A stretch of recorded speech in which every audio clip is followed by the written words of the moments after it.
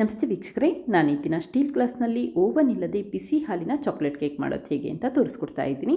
ತುಂಬ ಸುಲಭವಾಗಿ ಮಾಡಬಹುದು, ತುಂಬಾ ರುಚಿಯಾಗಿರುತ್ತೆ, ಮಕ್ಕಳಿಗೆ ಖಂಡಿತ ಇಷ್ಟ ಆಗುತ್ತೆ. ಈಗ ನೋಡಿ, ಬಿಸಿ ಹಾಲಿನ ಚಾಕ್ಲೇಟ್ ಕೇಕ್ ಎಷ್ಟು ಸಾಫ್ಟಾಗಿ ಬಂದಿದೆ ಅಂತ ಗೊತ್ತಾಗ್ತಾ ಇದೆ. ಹಾಗೆ ನಿಮಗೆ ಈ ವಿಡಿಯೋ ಇಷ್ಟ ಆದರೆ ಪ್ಲೀಸ್ ವಿಡಿಯೋನ ಲೈಕ್ ಮಾಡಿ ಮತ್ತು ಚಾನಲ್ಗೆ ಸಬ್ಸ್ಕ್ರೈಬ್ ಮಾಡಿ. ಈಗ ಸ್ಟೀಲ್ ಗ್ಲಾಸ್ನಲ್ಲಿ ಬಿಸಿ ಹಾಲಿನ ಚಾಕ್ಲೇಟ್ ಕೇಕ್ ಮಾಡೋದು ಹೇಗೆ ಅಂತ ನೋಡ್ಕೊಳ್ಳೋಣ ಬನ್ನಿ. ಮೊದಲು ನಾನಿಲ್ಲಿ 3 ದೊಡ್ಡದಾದ ಸ್ಟೀಲ್ ಗ್ಲಾಸ್ನ ತೆಗೆದಿಟ್ಕೊಂಡಿದ್ದೀನಿ. ನೀವು ಇಲ್ಲಿ ಸಣ್ಣ ಸ್ಟೀಲ್ ಗ್ಲಾಸ್ ಕೂಡ ಉಪಯೋಗಿಸಬಹುದು. ಹಾಗೆ ಸ್ವಲ್ಪ ಎಣ್ಣೆ ಹಾಕಿ ಸ್ಪ್ರೆಡ್ ಮಾಡ್ಕೊಳ್ತಾ ಇದ್ದೀನಿ. ಈ ರೀತಿ ಎಣ್ಣೆ ಸ್ಪ್ರೆಡ್ ಮಾಡಾದಮೇಲೆ ಬೇಕಿಂಗ್ ಪೇಪರ್ ಇದ್ದರೆ ಬೇಕಿಂಗ್ ಪೇಪರ್ ಉಪಯೋಗಿಸ್ಕೊಳ್ಳಿ. ಅಕಸ್ಮಾತ್ ಮನೆಯಲ್ಲಿ ಬೇಕಿಂಗ್ ಪೇಪರ್ ಇಲ್ಲ ಅಂತಂದರೆ ಮೈದಾ ಹಿಟ್ಟಿನಲ್ಲಿ ಸ್ಪ್ರಿಂಕಲ್ ಮಾಡ್ಕೋಬೇಕಾಗುತ್ತೆ. ಈ ರೀತಿ ಮೈದಾ ಹಿಟ್ಟಿನಲ್ಲಿ ಸ್ಪ್ರಿಂಕಲ್ ಮಾಡಲಿಕ್ಕೆ ಬೇಕ್ರಿ ಶೈಲಿಯಲ್ಲಿ ಡಸ್ಟಿಂಗ್ ಅಂತ ಕೂಡ ಹೇಳ್ತಾರೆ. ಈಗ ನಿಧಾನಕ್ಕೆ ಗ್ಲಾಸ್ಗಳನ್ನ ರೊಟೇಟ್ ಮಾಡ್ಕೊಳ್ತಾ ಇದ್ದೀನಿ. ಹಾಗೆ ಉಳಿದಿರುವಂಥ ಮೈದಾ ಹಿಟ್ಟನ್ನು ಮತ್ತೊಂದು ಗ್ಲಾಸ್ಗೆ ತೆಗೆದಿಟ್ಕೊಂಡಿದ್ದೀನಿ. ಕೈಯಲ್ಲಿ ಮುಟ್ಟೋದು ಬೇಡ, ಈ ರೀತಿ ಗ್ಲಾಸ್ನಷ್ಟೇ ನಿಧಾನಕ್ಕೆ ರೊಟೇಟ್ ಮಾಡ್ಕೊಳ್ತಾ ಬನ್ನಿ. ಈಗ ನೋಡಿ, ಉಳಿದಿರುವಂಥ ಮೈದಾ ಹಿಟ್ಟನ್ನು ಉಪಯೋಗಿಸ್ತಾ ಇಲ್ಲ. ನಂತರ ಗಟ್ಟಿಯಾದ ಬಾಣಲಿಯ ಮಧ್ಯ ಭಾಗಕ್ಕೆ ಕುಕ್ಕರ್ ಪ್ಲೇಟ್ ಇಟ್ಟು ಲಿಡ್ ಕ್ಲೋಸ್ ಮಾಡಿ ಬಾಣಲಿನ 10 ನಿಮಿಷ ಲೋ ಫ್ಲೇಮಲ್ಲಿ ಬಿಸಿ ಮಾಡಲಿಕ್ಕೆ ಇಟ್ಟಿದ್ದೀನಿ. ಇದೇ ಸಮಯದಲ್ಲಿ ಮತ್ತೊಂದು ಪಾತ್ರೆಗೆ ಅರ್ಧ ಗ್ಲಾಸಷ್ಟು ತಣ್ಣಗಿರುವಂಥ ಹಾಲನ್ನು ಹಾಕಿದರೆ 2 ಟೇಬಲ್ ಸ್ಪೂನಷ್ಟು ಬೆಣ್ಣೆ ಹಾಕೊಳ್ತಾ ಇದ್ದೀನಿ. ನೀವಿಲ್ಲಿ ಬೆಣ್ಣೆ ಕಡಿಮೆ ಪ್ರಮಾಣದಲ್ಲಿ ಕೂಡ ಉಪಯೋಗಿಸಬಹುದು, ಅಥವಾ ಬೆಣ್ಣೆ ಬೇಡ ಅಂತಂದರೆ ತುಪ್ಪ ಕೂಡ ಉಪಯೋಗಿಸಬಹುದು. ಈಗ ಬೆಣ್ಣೆನ ಕರಗಲಿಕ್ಕೆ ಇಟ್ಕೊಳ್ತಾ ಇದ್ದೀನಿ. ಊರಿನ ಲೋ ಫ್ಲೇಮಲ್ಲಿ ಇಟ್ಕೊಂಡು ಬೆಣ್ಣೆ ಕರಗಿಸಿಟ್ಕೊಂಡ್ರೆ ಸಾಕು. ಹಾಗೆ ಹಾಲು ಸ್ವಲ್ಪ ಬಿಸಿಯಾಗಿದ್ದರೆ ಸಾಕು. ತಕ್ಷಣವೇ ಸ್ಟವ್ ಆಫ್ ಮಾಡ್ಕೊಳ್ಳಿ. ಈಗ ಈ ಬಿಸಿ ಮಾಡಿರುವಂಥ ಹಾಲು ಮತ್ತು ಬೆಣ್ಣೆ ಮಿಶ್ರಣ ಸ್ವಲ್ಪ ತಣ್ಣಗಾಗಲಿಕ್ಕೆ ಹಾಗೆ ಇಟ್ಕೊಳ್ತಾ ಇದ್ದೀನಿ. ಇದೇ ಸಮಯದಲ್ಲಿ ಕೇಕ್ ಬ್ಯಾಟರ್ ಯಾವ ರೀತಿ ಮಾಡೋದು ಅಂತ ನೋಡ್ಕೊಳ್ಳೋಣ. ನಾನಿಲ್ಲಿ ಕೇಕ್ ಬ್ಯಾಟರ್ ಮಾಡಲಿಕ್ಕೆ ಅಳತೆ ಕಪ್ ಉಪಯೋಗಿಸ್ತಾ ಇಲ್ಲ, ಬದಲಾಗಿ ಸಣ್ಣದಾದ ಸ್ಟೀಲ್ ಗ್ಲಾಸ್ನಲ್ಲಿ ಯಾವ ರೀತಿ ಅಳತೆ ತಗೊಳ್ಳೋದು ಅಂತ ತೋರಿಸ್ಕೊಡ್ತಾ ಇದ್ದೀನಿ. ಮೊದಲು 1 ಗ್ಲಾಸಷ್ಟು ಸಕ್ಕರೆ ಹಾಕ್ಕೊಂಡಿದ್ದರೆ ಅರ್ಧ ಗ್ಲಾಸಷ್ಟು ಎಣ್ಣೆ ಹಾಕ್ಕೊಳ್ತಾ ಇದ್ದೀನಿ. ಸೂರ್ಯಕಾಂತಿ ಎಣ್ಣೆ ಇರುತ್ತಲ್ಲ, ಅದನ್ನೇ ಉಪಯೋಗಿಸಬಹುದು. ಹಾಗೆ 2 ಮೊಟ್ಟೆಗಳನ್ನ ಒಡೆದು ಹಾಕ್ಕೊಳ್ತಾ ಇದ್ದೀನಿ. ನೀವಿಲ್ಲಿ ಮೊಟ್ಟೆ ಬೇಡ ಅಂತ ಅಂದರೆ ಅರ್ಧ ಗ್ಲಾಸಷ್ಟು ಮೊಸರು ಕೂಡ ಉಪಯೋಗಿಸಬಹುದು.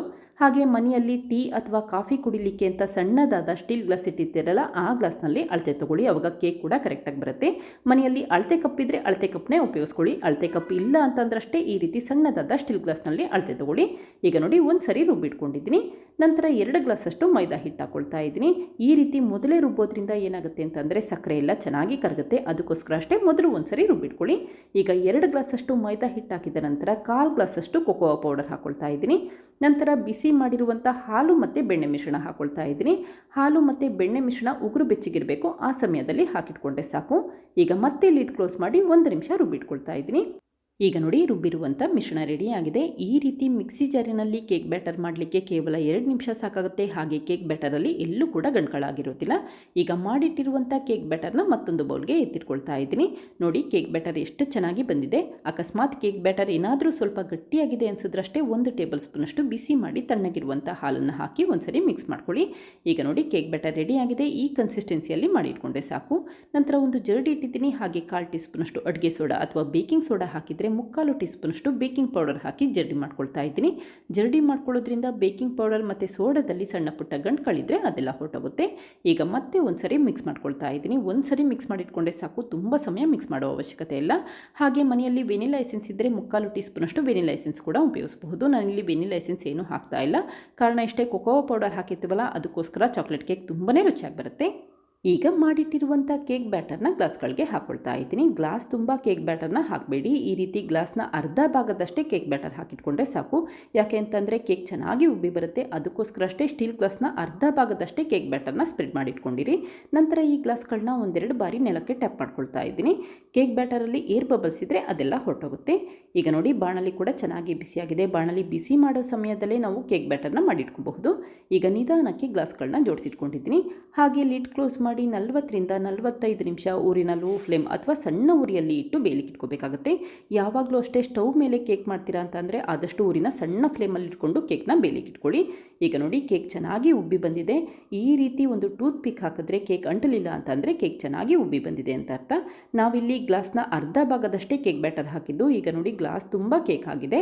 ಈಗ ನಿಧಾನಕ್ಕೆ ಗ್ಲಾಸ್ಗಳನ್ನ ತೆಗೆದಿಟ್ಕೊಳ್ತಾ ಇದ್ದೀನಿ. ಅಕಸ್ಮಾತ್ ಕೇಕ್ ಇನ್ನೂ ಟೂತ್ ಪಿಕ್ಕಿಗೆ ಅಂಟ್ಕೊಳ್ಳುತ್ತೆ ಅನಿಸಿದ್ರೆ ಮತ್ತೆ ಲಿಡ್ ಕ್ಲೋಸ್ ಮಾಡಿ 5 ನಿಮಿಷ ಊರಿನ ಲೋ ಫ್ಲೇಮಲ್ಲಿ ಇಟ್ಕೊಂಡು ಬೇಯಲಿಕ್ಕೆ ಇಟ್ಕೊಳ್ಳಿ. ಈಗ ಕೇಕ್ನ ತಣ್ಣಗಾಗಲಿಕ್ಕೆ ಹಾಗೆ ಇಟ್ಟಿದ್ದೀನಿ.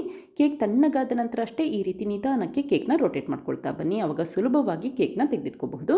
ನೋಡಿ, ಎಷ್ಟು ಚೆನ್ನಾಗಿ ಕೇಕ್ ಬಂದಿದೆ ಅಂತ ಗೊತ್ತಾಗ್ತಾ ಇದೆ. ಹಾಗೆ ಕೇಕ್ ಕೂಡ ತುಂಬಾ ಸಾಫ್ಟ್ ಆಗಿರುತ್ತೆ ಮತ್ತು ತುಂಬಾ ರುಚಿಯಾಗಿರುತ್ತೆ. ಇದೇ ರೀತಿ ಮತ್ತೊಂದು ಗ್ಲಾಸಲ್ಲಿರುವಂಥ ಕೇಕ್ನು ಕೂಡ ತೆಗೆದಿಟ್ಕೊಂಡಿದ್ದೀನಿ. ಈಗ ಈ ಕೇಕ್ನ ಸಣ್ಣ ಸಣ್ಣ ಪೀಸಸ್ಗಳಾಗಿ ಕಟ್ ಮಾಡ್ಕೊಳ್ತಾ ಇದ್ದೀನಿ. ನಾನಿಲ್ಲಿ ರೌಂಡ್ ಶೇಪಲ್ಲಿ ಕಟ್ ಮಾಡ್ಕೊಳ್ತಾ ಇದ್ದೀನಿ. ನಿಮಗೆ ಯಾವ ರೀತಿ ಬೇಕೋ ಆ ರೀತಿ ಕಟ್ ಮಾಡ್ಕೋಬಹುದು. ಹಾಗೆ ಈ ಕೇಕ್ ಪೀಸ್ಗಳನ್ನ ನೀವು ಸ್ಟೋರ್ ಮಾಡಿ ಕೂಡ ಇಡಬಹುದು. ಹೊರಗಡೆ ಇಡೋದಾದರೆ 3 ರಿಂದ 4 ದಿನ ಇಟ್ಟರು ಕೂಡ ಹಾಳಾಗೋದಿಲ್ಲ.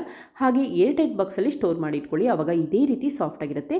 ಫ್ರಿಜ್ಜಲ್ಲಿ ಇಡ್ತೀವಿ ಅಂತ ಅಂದರೆ 1 ವಾರ ಇಟ್ಟು ಕೂಡ ಹಾಳಾಗೋದಿಲ್ಲ. ಇದೇ ರೀತಿ ಕೇಕ್ ಇರುತ್ತೆ ಮತ್ತು ತುಂಬಾ ರುಚಿಯಾಗಿರುತ್ತೆ.